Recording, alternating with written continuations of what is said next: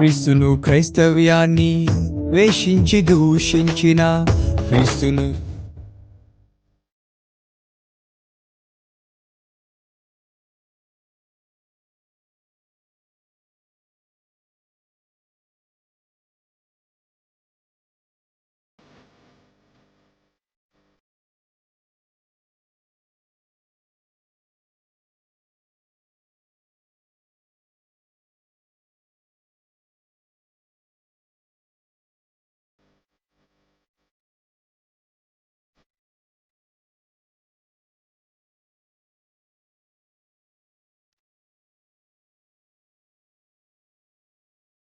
దేవుని నామానికి మహిమ కలుగును గాక.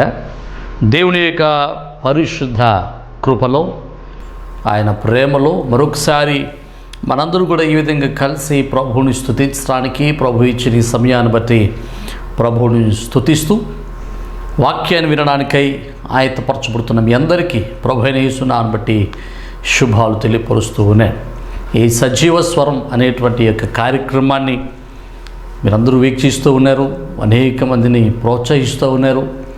అనేక మంది చూసిన ప్రతి ఒక్కరూ మరి ఫోన్ చేస్తూ ప్రార్థన అవసరాలు అడుగుతూ ఉన్నారు. మీ అందరి కొరకు మేము ప్రార్థన చేస్తూ ఉన్నాం. అనేక మంది ప్రోత్సహించబడుతూ ఉన్నారు, ఆదరించబడుతూ ఉన్నారు. అందును బట్టి ప్రభువుని స్తుతిస్తూ ఉన్నాను. దేవుని యొక్క వాక్యంలోనికి వెళ్దాం. ఈరోజు మరొకసారి దేవుని యొక్క వాక్యంలో నుండి కొన్ని విషయాలు మనం నేర్చుకోవడానికి ప్రయత్నం చేద్దాం. ఒక్క నిమిషం తలలు వంచి ప్రార్థన చేద్దాం. సర్వకృపానిధి, ప్రేమ కలిగిన తండ్రి, జీవాధిపతి, మీకు స్తోత్రాలు.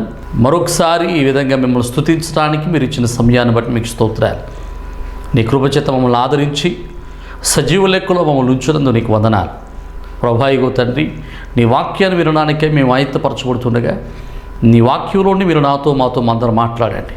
నీ వాక్యం ఆదరిస్తుంది, నీ వాక్యము జీవాన్ని ఇస్తుంది, నీ వాక్యం మమ్మలను భద్రపరుస్తుంది, నీ వాక్యం మమ్మల్ని బలపరుస్తుంది, నీ వాక్యం మమ్మల్ని స్థిరపరుస్తుంది.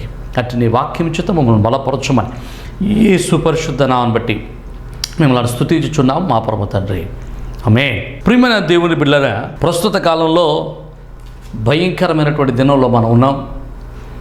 దేశమంతా కూడా కోవిడ్-19 తెగులు చేత భయంకరంగా పీడింపబడతా ఉంది.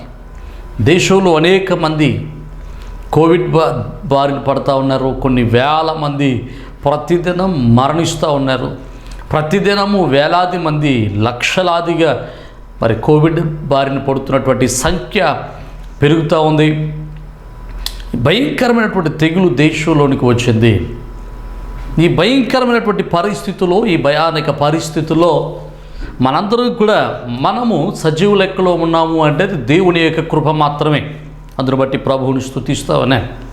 ప్రియమైన దేవుని బిడ్డలారా, దేవుని యొక్క పరిశుద్ధ సంఘముగా క్రీస్తు రక్తంలో కడగబడినటువంటి మనము ఇలాంటి పరిస్థితుల్లో, ఇలాంటి భయానక పరిస్థితుల్లో, ఇలాంటి గడ్డు పరిస్థితుల్లో మనం ఎలాంటి పనులు చేయాలి, ఏం చేయాలి? మనం ఒక సంఘముగా క్రీస్తు రక్తం చేత కడగబడి, క్రీస్తు రక్తములో కడగబడి, క్రీస్తు చేత పరిశుద్ధపరచబడి, క్రీస్తు శరీరంలో భాగస్థులుగా మార్చబడినటువంటి మనము ఎలాంటి పరిస్థితుల్లో ఎలాంటి నిర్ణయాలు తీసుకోవాలి, ఇలాంటి పరిస్థితుల్లో మనం ఏం చేయాలి, కొన్ని విషయాలు మనం నేర్చుకోవడానికి మనం ప్రయత్నం చేద్దాం. అసలు క్రైస్తవుని యొక్క స్థితి ఏంటి? క్రైస్తవుడు ఇలాంటి పరిస్థితులకి మరి సమాధానంగా ఉండాలి. ఇలాంటి పరిస్థితుల్లో క్రైస్తవుడు ఏం చేయాలి? ఒక 3 విషయాలు మాత్రమే నేను మీకు చెప్పి నేను ముగించడానికి ప్రయత్నం చేస్తాను. 3 విషయాలు నేర్చుకోవడానికి మనం ప్రయత్నం చేద్దాం.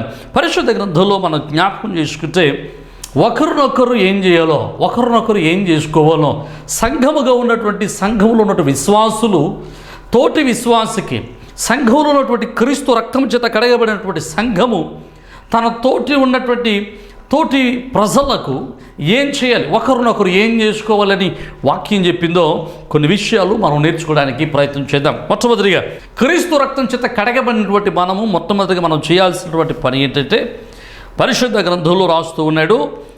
యాకోబు పత్రికలో 5వ అధ్యాయం 16వ వచనాన్ని మనం చదువుకుంటే అక్కడ చక్కటి మాట రాయబడుతుంది. ఆ మాట మనం చదువుకుందాం. యాకోబు రాసినటువంటి పత్రిక 5వ అధ్యాయము 16వ వచనంలో అంటున్నాడు, మీరు స్వస్థత పొందినట్లు ఒకని కొరకు ఒకడు ప్రార్థన చేయుడి. ఫస్ట్ థింగ్, ప్రతి క్రైస్తవుడు మొదటిగా చేయాల్సినటువంటి ఇలాంటి పాండమిక్ సిచ్యువేషన్స్లో మొట్టమొదటిగా క్రైస్తవుడు చేయాల్సినటువంటి రెస్పాన్సిబిలిటీ ఏంటంటే హీ మస్ట్ ప్రే. అతడు ఖచ్చితంగా ప్రార్థన చేయాలి. ఎందుకు ప్రార్థన చేయాలంటే మీరు స్వస్థత పొందినట్లు. దేవుని యొక్క వాక్యంలో ప్రభువారు తన ప్రజలకు, తన సంఘానికి అపోస్తులైనటువంటి యాకోబు ద్వారా తెలియపరుస్తున్నాడు ఏంటంటే you must pray for one another. మన ఒకరికొరకొకరు ప్రార్థన చేయాలి. ఎందుకు ప్రార్థన చేయాలి? మన ప్రార్థన చేస్తే ప్రభు అంటున్నాడు వాడు స్వస్థత పొందుతాడు అని. దేవుడి యొక్క వాక్యంలో మనం జ్ఞాపకం చేసుకుంటే మరి దినవృత్తాంతాల గ్రంథంలో అంటున్నాడు, నా పేరు పెట్టబడినటువంటి జనులు ప్రార్థన చేస్తే నేను వారి ప్రార్థన ఆలకించి వారి దేశాన్ని స్వస్థపరుస్తాను అని. ఒక దేవుని యొక్క బిడ్డగా, దేవుని యొక్క సంఘముగా ఉన్నటువంటి మనందరము కలిసి మన యొక్క తోటి వారి కొరకు, మన సంఘాల కొరకు, దేవుని యొక్క సంఘము కొరకు, లోకంలో దేశంలో ఉన్న ఇతర ప్రజల కొరకు, సమస్తమైన మానవాళి కొరకు కూడా మనము ప్రార్థన చేయాలి. ఆయన పేరు పెట్టబడినటువంటి జనులమైన మనము ప్రార్థన చేస్తే స్వస్థపరచడానికి ఆయన సిద్ధంగా ఉన్నాడు. ఆయన మన ప్రార్థన విని స్వస్థపరచాలని, ఆయన దేశాన్ని బాగు చేయాలని ఆయన ఎదురు చూస్తున్నాడు. అయితే ఆయనకు ప్రార్థించేవారు కావాలి. ఆయన ప్రార్థించే వారి కొరకు ఎదురు చూస్తున్నాడు. పగిలినటువంటి బండ సందులలో నిలబడి ప్రార్థించేవారి కొరకు ఎదురు చూస్తూ ఉన్నాడు. ఆయన ప్రార్థించేవారు ఉంటే ఆ దేశాన్ని స్వస్థపరుస్తానంటున్నాడు. ప్రార్థించేవారు ఉంటే ఆ దేశాన్ని బాగు చేస్తానంటున్నాడు. ప్రార్థించేవారు ఉంటే ఆ వ్యక్తిని నేను స్వస్థపరుస్తాను అంటున్నాడు. ఆయన వాగ్దానం చేసినటువంటి దేవుడు. కీర్తనకారులు అంటాడు కదా, ప్రార్థన ఆలకించువాడా అంటాడు. దేవుడికి చక్కటి పేరు ఉంది. ఆయన ప్రార్థన ఆలకించేవాడు. ప్రార్థన త్రోసిపుచ్చేవాడు కాదు. ప్రార్థనకు సమాధానం ఇవ్వనటువంటి వాడు కాదు. ప్రార్థనకు ప్రతిఫలం ఇచ్చుటకు ఆయన చెవులు ఎప్పుడు కూడా తెరిచి ఉంటాయి. రక్షింపకున్నట్లు ఆయన హస్తము కురచగలదంటున్నాడు.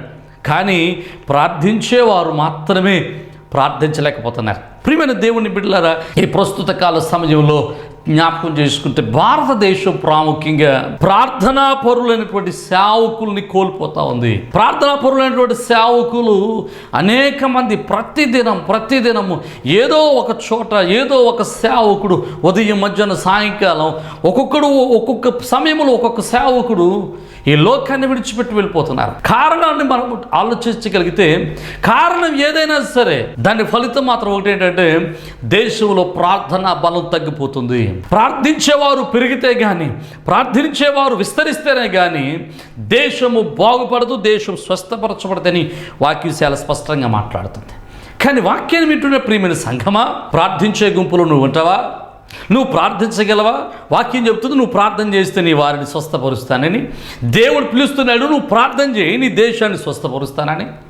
ప్రార్థన చేసే మనస్సు నీకుంటే ఖచ్చితంగా దేవుడు మన దేశాన్ని స్వస్థపరుస్తాడు. మొట్టమొదటిగా ప్రతి క్రైస్తవుడు చేయాల్సింది ఏంటంటే ప్రార్థన చేయాలి. మా సంఘంలో ప్రతి నెల 1వ తారీఖున 24 గంటలు మరి గొలుసు ప్రార్థన జరుగుతుంది. అంతేకాదు దేవుడు నాకు ఇచ్చినటువంటి భారాన్ని బట్టి ఇండియా ప్రేయర్ లీగ్ అనేటువంటి ఒక ప్రార్థన సహవాసాన్ని ఏర్పాటు చేశాం. ఈ ప్రార్థన సహవాసంలో 78 మంది సేవకులు ఉన్నారు, 102 మంది విశ్వాసులు ఉన్నారు. మన ఆంధ్రదేశం నుంచే కాదు, దేశంలోని నలు ప్రాంతాల నుండి అనేక మంది మాతో కలిసి ప్రార్థన చేస్తూ ఉన్నారు. ఈ ఇండియా ప్రేయర్ లీగ్ యొక్క ప్రధాన ఉద్దేశం ఏంటో తెలుసా? దేశము స్వస్థత కొరకు, దేశం యొక్క విడుదల కొరకు, దేశం యొక్క సుభిక్షంగా దేశం పరిపాలింపబడటం కొరకు, దేశ రాజుల కొరకు, పరిపాలకుల కొరకు, అధికారుల కొరకు మేము ప్రార్థన చేస్తూ ఉంటాం. ఇండియా ప్రేయర్ లీగ్లో మేము చేసేటువంటి ప్రార్థన యొక్క ప్రతిఫలము మనం చూస్తే అనేక ప్రతిఫలాలు ప్రభువు ఇచ్చాడు. ఒక సంవత్సరం 2009లో ఒక భయంకరమైనటువంటి వర్షాలేమి ఉన్నప్పుడు మేమందరం కలిసి ప్రార్థన చేశాం.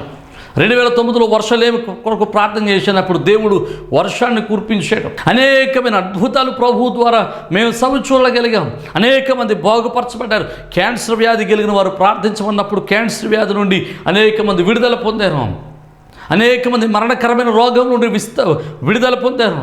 అనేక సంఘాలు విస్తరింపబడ్డాయి.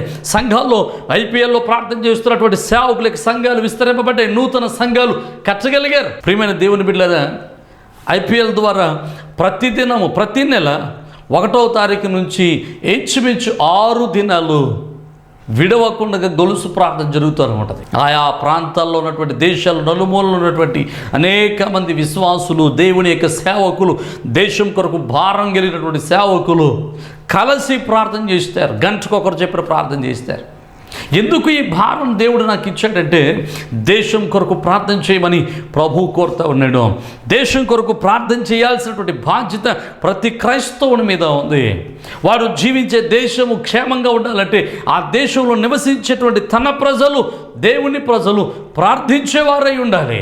నీవు కూడా నాతో కలిసి ప్రార్థించాలని నేను కోరుకుంటున్నాను. మీరు కూడా మాతో కలిసి ప్రార్థించాలనుకుంటే ఖచ్చితంగా మాతో కలిసి గొలుసు ప్రార్థనలు ఏకీభవించి దేశ స్వస్థత కొరకు ఎదురు చూస్తూ ప్రార్థనలు ఏకీభవించాలనుకుంటే మా ఫోన్ నెంబర్ తెలియపరచండి. మీ యొక్క ఒక టెక్స్ట్ మెసేజ్ పెట్టండి. ఖచ్చితంగా మా ఆఫీసు నుంచి మా యవ్వన బిడ్డలు మీకు ఫోన్ చేస్తారు. మొట్టమొదటిది ప్రతి క్రైస్తవుడు తప్పనిసరిగా చేయాల్సినటువంటి మొట్టమొదటి విషయం ఏంటంటే ప్రార్థన చేయాలి. రెండవది క్రైస్తవుడు చేయాల్సినటువంటి రెండవ విషయం ఏంటంటే, ప్రతి క్రైస్తవుడు చేయాల్సినటువంటి ఇలాంటి భయానక పరిస్థితుల్లో క్రైస్తవుడు చేయాల్సిన రెండవ పని ఏంటంటే, అపోస్తలుడైన పౌలు దెసలోనిక సంఘానికి రాస్తూ 5వ అధ్యాయం మొదటి పత్రిక 5వ అధ్యాయము 11వ వచనంలో అంటున్నాడు, కాబట్టి మీరిప్పుడు చేయుచున్నట్టుగానే ఒకరినొకడు ఆదరించి ఒకరినొకడు క్షేమాభివృద్ధి కలుగు చేయుడి. దెసలోనికి రాస్తూ అపోస్తలుడైన పౌలు దెసలోనికలో ఉన్నటువంటి సంఘానికి రాస్తూ అంటున్నాడు, మీరు ఒకరినొకడు ఆదరించి ఒకరినొకడు క్షేమాభివృద్ధి కలుగు చేసుకోనండి. ఆ మాట ఇంగ్లీష్లో ఏమన్నా తెలుసా? Therefore comfort each other and edify one other and just as you also are doing. అంటే ఎడిఫై అంటే క్షేమాభివృద్ధి కొరకు మనం ఏం చేయాలంటే ఒకరినొకరు కంఫర్ట్ అంటే ఆదరించుకోవాలి. అదే హిబ్రూ భాషలో ఆ తర్జుమాలో మన జ్ఞాపకం చేసుకుంటే కంఫర్ట్ అనేటువంటి మాటకు అర్థం ఏంటో తెలుసా? ఒకరినొకరు పిలుచుకోవాలట, ఒకరినొకరు మాట్లాడుకోవాలి, స్పీక్ విత్ అదర్. అంటే రెండవది, ఈ భయానక పరిస్థితుల్లో ఒకవేళ ఈ పాండమిక్ సిచ్యువేషన్లో రెండవది క్రైస్తవుడు చేయాల్సిన పని ఏంటంటే he must speak one another.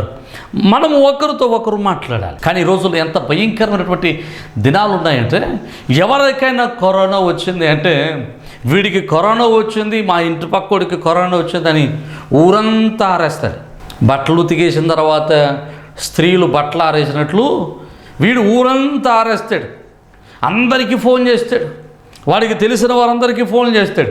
కానీ ఒక్క ఫోన్ కాల్ కూడా ఇంటి పక్కన కరోనాతో బాధపడుతున్న వ్యక్తితో మాట్లాడడానికి ఫోన్ చేయడు. దూరంగా ఉంటే మాట్లాడితే కరోనా రాదు, కానీ అయినా అలా మాట్లాడడానికి వీడు భయపడతాడు.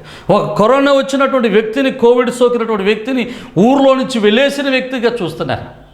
అంతేకాదు కొన్ని పర్యాలు వాళ్ళ పరిస్థితి చూస్తే, సమాజంలో పరిస్థితి చూస్తే, కరోనా వచ్చిందంటే ఇక సమాజంలో వీడు జనాభాలో లెక్క ఉండడు, వీడు చచ్చిపోతాడు, వీడితో మాట్లాడకపోయినా మనకు పర్లేదు అన్నట్టు ఇక కరోనా వచ్చిన వాడితో అసలు మాట్లాడేటువంటి పరిస్థితులు లేకుండా ఉన్నాయి, వెలివేసిన స్థితిలో ఉంటున్నారు. ప్రియమైన దేవుని బిడ్డలారా, జాగ్రత్తగా మనం పరిశీలన చేద్దాం. దేవుని యొక్క వాక్యం చెబుతుంది, ఒకరినొకడు ఆదరించుకునండి. We have to speak with one another. మనం ఒకరితో ఒకరు మాట్లాడాలి. కరోనా వచ్చిన వ్యక్తితో మీరు ఖచ్చితంగా ఫోన్ చేసి మాట్లాడాలి. కరోనా వచ్చిన వ్యక్తితో ఖచ్చితంగా ఆదరించేటువంటి మాటలు చెప్పాలి. వాక్యం చేత వారిని ఆదరించాలి, వాక్యం చేత వారిని బలపరచాలి. నీకు తెలిసిన మాటలు, నీకు తెలిసిన సాక్ష్యాలు ఆ వ్యక్తికి చెప్పి ఆ వ్యక్తికి ధైర్యాన్ని ఇవ్వాలి.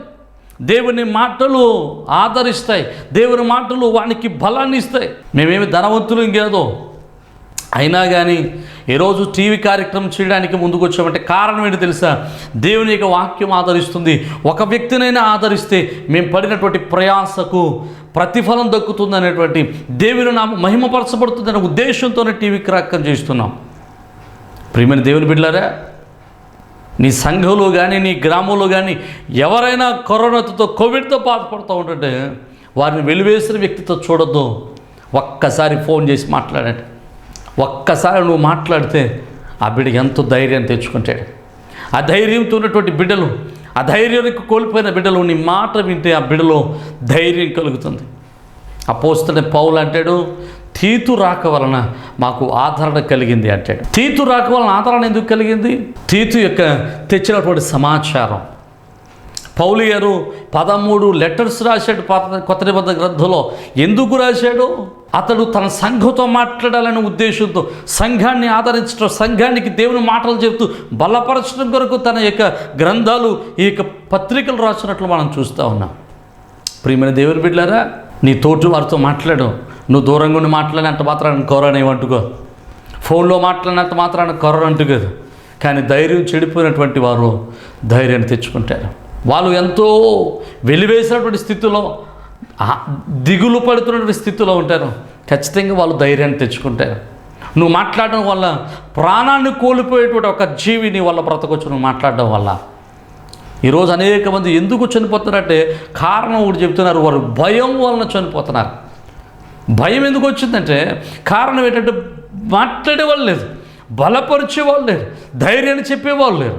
నేను ఈ ఉదయాన్నే నర్సు గారితో మాట్లాడుతూ ఉన్నాను. ఒక నర్సుతో మా సంఘంలో ఉన్నటువంటి నర్సుతో మాట్లాడుతూ ఉన్నాను. ఆ సహోదరి చాలా పరిచయం చేస్తుంది మా గ్రామంలో. ఆ బిడ్డతో మాట్లాడుతున్న ఆ బిడ్డ చెప్తూ ఉంది, అయ్యా పలానా చోట ఒక ఆయన చనిపోయాడు. కారణం ఏంటంటే అతనికి ఏ విధమైన సిమ్టమ్స్ లేవు, కానీ పాజిటివ్ వచ్చింది. కానీ ఆ వ్యక్తి చనిపోవడానికి గల కారణం ఏంటంటే అతనితో మాట్లాడిన వారందరూ కూడా అతను అధైర్యపరిచారు. అతని యొక్క ధైర్యం కోల్పోయి కంగారు పెట్టుకుని అల్లిపోయిన వాడై తన ప్రాణాన్ని కోల్పోయాడని చెప్పేది. నేను చాలా బాధపడ్డాను, అయ్యో మాటలో ఇంత బలం ఉంటుందా అని. ప్రియమైన దేవుని బిడ్డలారా, నీ మాట, నీ నాలుక చాలా బలం కలిగింది. నీ నాలుకను ఉపయోగం లేని మాటలు మాట్లాడడానికి ఉపయోగించొద్దు. ఉపయోగం లేని మాటలు మాట్లాడుతూ అనేక మందిని బలహీనపరచవద్దు. నువ్వు మాట్లాడేటువంటి మాటలు ఎలా ఉండాలో తెలుసా? వాక్యంలో ఒక చక్కటి మాట ఉంటుంది. భక్తుడైనటువంటి అపోస్తలుడైన పౌలు రాస్తూ ఉంటాడు 4వ అధ్యాయము ఎఫెసీయులకు రాసిన పత్రిక 4వ అధ్యాయం 29లో, వినివారికి మేలు కలుగునట్లు అవసరమును బట్టి క్షేమాభివృద్ధికరమైన అనుకూల వచనమే పలుకుడు అంటాడు. అంటే నీ ఇష్టం వచ్చిన నోటుకు వచ్చినట్టు మాట్లాడడం కాదు. అనుకూల వచనము, క్షేమాభివృద్ధి కలిగించేటువంటి వచనాలు నీ నోటంట రావాలి. అంటే నువ్వు మాట్లాడడం వల్ల ఎదుటి వానికి క్షేమాభివృద్ధి కలగాలి, క్షేమం కలగాలి, ఆశీర్వాదం కలగాలి, ధైర్యం కలగాలి. ఈరోజు కోవిడ్తో బాధపడుతున్నట్లయితే ఒకవేళ నేను మాట చెప్తున్నాను, ఈ వాక్యం ద్వారా, ఈ సజీవ స్వరం ద్వారా, బ్రతికించటి వాక్యం ద్వారా ఈ మాట చెప్తున్నాను, నువ్వు కోవిడ్ వచ్చిన చచ్చిపో. వాక్యం చెబుతుంది, నువ్వు చావవు, నువ్వు బ్రతుకుతావని చెప్తాను. నీకు చిన్న సాక్ష్యం చెప్పి నేను ముందరకు వెళ్తాను. ఆలమూరులో నాకు తెలిసినటువంటి ఒక సేవకుడు నేను, శ్యాంప్రసాద్ అని. ఆయనకి కోవిడ్ వచ్చింది, హాస్పిటల్లో జాయిన్ అయ్యాడు, మళ్ళీ ఇంటికి వచ్చేసారు. దేవునికి స్తోత్రం. ఇందులో ఏముందని మీరు అనుకోవచ్చు, కానీ ఒక విషయం చెప్తాను. ఆయనకి హార్ట్ పేషెంట్, ఆయన హార్ట్ పేషెంట్. రెండవది ఆయనకి థైరాయిడ్ ఉంది. మూడవది ఆయనకి ఆస్తమా ఉంది. ఇన్నున్న బయటకు వచ్చేసాడు. ఆ పోలేండు వయసులో ఏమన్నా కూర్చో. ఆయన రావడానికి ఇంకొక బలమైన కారణం ఏంటో తెలుసా? ఆయన మన ఇంత చెప్పుకోవడానికి ఇంకో కారణం ఏంటో తెలుసా? ఆయనకు ఇంచుమించు 70+ ఉంటాయి. ఆ వయసులో ఉన్నవారు కూడా ఆయనకున్నటువంటి కాంప్లికేటెడ్ బాడీలో కూడా కరోనా అతన్ని ఏం చేయలేకపోయింది. దేవుడు అతన్ని బ్రతికించి తీసుకురాగలిగాడు. అతను బ్రతికించినోడు దేవుడిని ఎందుకు బ్రతికించడం? బ్రతికిస్తాడు. ఇలాంటి సాక్ష్యాలు చెప్తూ అనేక మందిని బ్రతికించండి. ప్రియమైన సంఘమా, సమయాన్ని వృధాపరుచుకోవద్దు, టైం వేస్ట్ చేసుకోవద్దు. నీ చుట్టుపక్కల ఉన్న వారితో మాట్లాడండి, వారిని ప్రోత్సహించండి, బలపరచండి. రెండవది, సంఘము చేయాల్సిన పని స్పష్టంగా ప్రభు సెలవిస్తున్నాడు. మొదటిది, నువ్వు ప్రార్థన చేయాలి. నీ తోటి వారి కొరకు ప్రార్థన చేయాలి, దేశం కొరకు ప్రార్థన చేయాలి, కరోనా ఉన్న వారి కొరకు ప్రార్థన చేయాలి. రెండవది, వారిని ఆదరించాలి. మేము ప్రతిరోజు ఉదయాన్నే సాయంకాలం నాకు తెలిసిన వారు, నాకు ఎవరైతే ఫోన్ చేశారో, నాకు కోవిడ్ వచ్చిందని ప్రార్థన చేయమని ఎవరైతే కోరారో వారందరికీ పొద్దున్న సాయంకాలం ఫోన్ చేసి ప్రార్థన చేస్తాను. మా సంఘం వారు కూడా వారి కొరకు ప్రార్థన చేస్తూ ఉంటారు. రెండవది, వారిని ఆదరిస్తూ బలపరుస్తూ మాటలు చెబుతూ ఉంటాం. ఇది మనం చేయాల్సినటువంటి కనీసమైనటువంటి బాధ్యత. సంఘముగా కనీసమైనటువంటి బాధ్యతలు. సంఘముగా దేవుడి రక్తంలో కడగబడినటువంటి మనము, నవీన స్వభావంలోకి వచ్చినటువంటి మనము చేయాల్సినటువంటి ప్రైమరీ థింగ్స్ ఈ పాండమిక్లో ఖచ్చితంగా. మరి నేను అనుకుంటున్నాను, వాక్యాన్ని వింటున్న ప్రియమైన సంఘమని ఈ పనిలో ఉంటావని, ఈ పనిలో నువ్వు నిమగ్నమై ఉంటావని నేను తలుస్తూ ఉన్నాను. ఇక మూడవది, దేవుని యొక్క వాక్యంలో 3వ విషయాన్ని మీకు జ్ఞాపకం చేసి నేను ముగించడానికి ప్రయత్నం చేస్తాను. వాక్యంలో మనం చూస్తే గలతీయులకు రాసినటువంటి పత్రిక 6వ అధ్యాయము 2వ వచనం. గలతీయులకు రాసిన పత్రిక 6వ అధ్యాయము 2వ వచనంలో అంటున్నాడు, అపోస్తలుడైన పౌలు రాస్తాడు, ఒకని భారములొకడు భరించి ఇలాగు క్రీస్తు నియమమును పూర్తిగా నెరవేర్చుడి. చాలా స్పష్టంగా మాట్లాడుతున్నాడు పౌలు గారు. ఏమని మాట్లాడుతున్నాడంటే, ఒకని భారమును ఒకడు మోయుడి, భరించాలి. ఇంకా మనం చూస్తే అదే పౌలు ఫిలిప్పీలో ఉన్నటువంటి సంఘానికి రాస్తూ అంటాడు, ప్రతివాడును తన సొంత కార్యము మాత్రమే గాక ఇతరుల కార్యములు కూడా చూడవలెను. ఎప్పుడు మన పని మనం చూసుకోవడమే కాదు.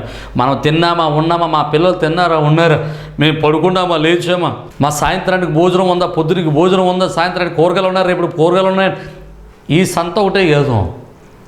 నీ ప్రక్కన ఉన్నవాడు తిన్నాడా, నీ ప్రక్కన ఉన్నవాడు భోజనం చేశాడా, నీ ప్రక్కన ఉన్నవాడు ఎలా ఉన్నాడు, మరింత ప్రాముఖ్యంగా కోవిడ్ వచ్చినటువంటి కుటుంబం తిన్నదా తాగిందా, వాళ్ళు ఏం చేస్తున్నారు పట్టించుకోవాలి. ఇంకా మనం చూస్తే కిందకి వెళ్తే ఇంకొక మాటను మనం జ్ఞాపకం చేస్తున్నాడు. యాకోబు రాసినటువంటి పత్రిక 4:17 అంటాడు, మేలైనది చేయునెరిగి అలాగూ చేయని వానికి పాపం కలుగుద్ది. ఒకవేళ నువ్వు సహాయం చేయడానికి నువ్వు తెలిసి వాడు సహాయం కొరకు ఎదురు చూస్తున్నాడని తెలిసి నువ్వు సహాయం చేయకపోతే నీకు పాపం కలుగుద్ది అంటున్నాడు. మనం క్రీస్తు శరీరంలో ఉన్నాం, క్రీస్తు రక్తం మనలో ప్రవహిస్తుంది, క్రీస్తు యొక్క మనస్సు మనలో ఉంది. క్రీస్తు వారు కలిగి ఉన్న మనస్సును మనం కలిగి ఉండాలి. ఆయన సువార్త పరిచయం చేసేటప్పుడు ఆయన దగ్గరికి కొంత ధనం వచ్చేది. ఆయన దగ్గరికి వచ్చినటువంటి ట్రెజర్లోకి వచ్చినటువంటి కానుకలన్నీ, ఆయన దగ్గరికి వచ్చినటువంటి అర్పణలన్నీ, ఆయన దగ్గరికి వచ్చినటువంటి భాగస్వామ్యాలన్నీ, డబ్బులన్నీ కూడా ఆయన ఏం చేసేవాడంటే బీదల కొరకు ఖర్చు పెట్టేవాడు. ఆయన బీదల కొరకు ఖర్చు పెట్టేవాడు. కానీ ఆయన దగ్గరికి వచ్చిన ధనము, మందిరంలోకి వెళ్ళిన ధనం వేరు. ఆయన దగ్గరికి వచ్చిన ధనాన్ని ఆయన బీదల కొరకు ఖర్చు పెట్టేవాడని వాక్యం చెబుతుంది. అంటే యేసు ప్రభు వారు కూడా తన కాలంలో తన తోటి వారికి వాక్యం చెప్పడమే కాదు, నోటితో నిన్ను ప్రేమిస్తున్నాను, నోటితో అయ్యా నువ్వు అంటే నాకు చాలా ఇష్టం అని చెప్పడమే కాదు. He did things. ఆయన ప్రేమను తన క్రియలలో కనుపరిచాడు. తను చేయగలిగిన సహాయాన్ని చేయగలిగాడు. తన దగ్గరకు వచ్చిన ధనాన్ని ఖర్చు పెడుతూ అనేక మంది బీదలకు సహకరిస్తూ వచ్చాడు. అలాంటి క్రీస్తు కలిగి ఉన్న మనస్సును మనము కూడా కలిగి ఉండాలని వాక్యం చెబుతుంది. యేసు ప్రభువు అంటున్నాడు, నిన్ను వల్ల నీ పొరుగు వారిని ప్రేమించట్టున్నాడు. ప్రేమించడం అంటే అయ్యా ఐ లవ్ యూ అని చెప్పడం కాదు, నువ్వంటే నాకు చాలా ఇష్టమని చెప్పడం కాదు. చాలామంది పెదవుల మీద పప్పలు వండేస్తారండి, పెదవుల మీద చాలా చక్కగా తమ ప్రేమను వ్యక్తపరుస్తారండి. ఎంత ప్రేమ వ్యక్తపరుస్తారంటే అమ్మ బాబా నేనంటే ఈ వ్యక్తికి చాలా ఇష్టం అన్నట్టు చెప్తారు. కానీ నిజానికి అవసరతలకు వచ్చేసరికి వాళ్ళు చెప్పిన మాటల్లో, వాళ్ళు పలికినటువంటి మాటల్లో 10% కూడా క్రియలు ఉండవు, 10% క్రియలు కూడా ఉండవు. ఈరోజు మనుషులు ఒక మనిషికి సహాయం చేయాలంటే ఏం కోరుకుంటున్నాడు తెలుసా?